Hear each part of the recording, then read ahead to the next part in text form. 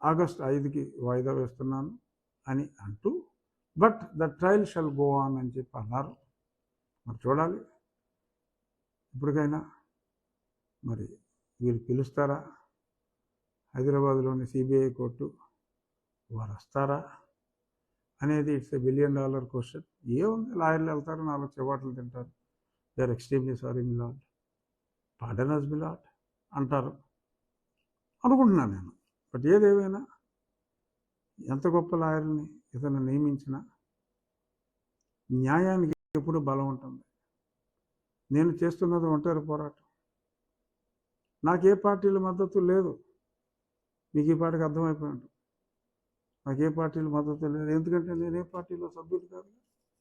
So కాబట్టి సభ్యుడు కాని వారికి మద్దతు ఎవరు అని అంటున్నారు మరి. సో కానీ ఈ పోరాటం రాష్ట్ర ప్రజల కోసం చంద్రబాబు నాయుడు గారు లాంటి గొప్ప వ్యక్తి మళ్ళీ ముఖ్యమంత్రి కావాలి అనే ఆరాటంతో, ఉబలాటంతో నేను చేసిన పోరాటం. ఎందుకంటే ఇది నా గొప్పల కోసం నేను చేసిన పోరాటం కాదు. నా పదవి నేను అనుభవించవచ్చు, 5 సంవత్సరాల పాటు నాకు వచ్చిన పదవిని ఎవడైనా అనుభవించాలనే చూస్తాడు. నిన్న మొన్న తెలుగుదేశం పార్టీలో జాయిన్ అయిన వాళ్ళు కొద్దిమంది భారతీయ జనతా పార్టీలో జాయిన్ అయ్యారు. ఏ రోజు కూడా పోరాటం సంగతి దేవుడు ఎరుగు. పెదవి విప్పి మాట్లాడిన మాట ఒక్కటి చూపెట్టినా నేను సీట్ అడగను ఈ కూటమిని. ఏ ఒక్కడైనా సరే, ఈ 10 రోజుల్లో జాయిన్ అయిన ఏ ఒక్కడైనా 3 నెలల ముందు జగన్మోహన్ రెడ్డిని రకంగా ప్రశ్నించారు అని చెప్తే నేను రాజకీయాల నుంచి శాశ్వతంగా విరమించుకుంటాను. అంతమందికి సీట్లు ఇచ్చిన ఈ కూటమి, భారతీయ జనతా పార్టీ కావచ్చు, జనసేన నేను ఒక ఎంపీ అభ్యర్థిని కూడా ఇచ్చారు, వారైనా కావచ్చు, తెలుగుదేశమైనా కావచ్చు. నాకు అనిపిస్తుంది జగన్మోహన్ రెడ్డి మీద నేను చేసిన పోరాటమే నాకు శాపమా?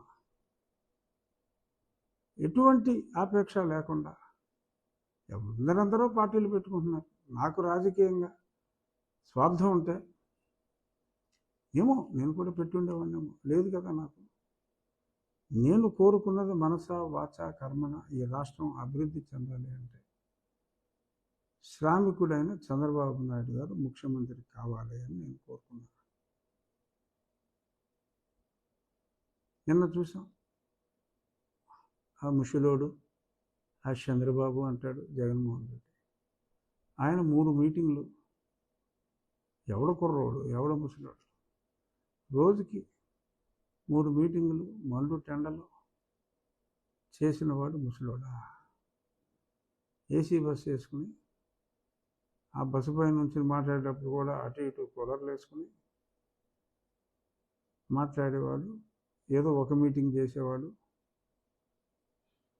యువకుడా, మీరే నిర్ణయించండి, ఎవరు కుర్రవాళ్ళు, ఎవరు యువకులు, ఈ రాష్ట్రాన్ని గాడిలో పెట్టగలిగిన వాడు ఎవడో మీరే ఆలోచించండి.